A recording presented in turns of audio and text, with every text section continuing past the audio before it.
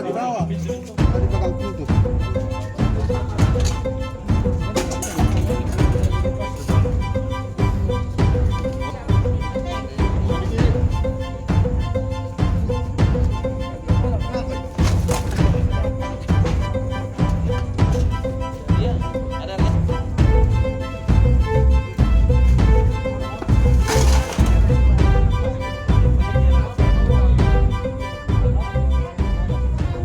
Dia memang terjepit begitu dia? Ya terjepit lah kalau mau dikatakan terjepit karena dia di antara tumpukan hasil mulungnya. Yang pertama temukan siapa Pak ini? Saya. Kita.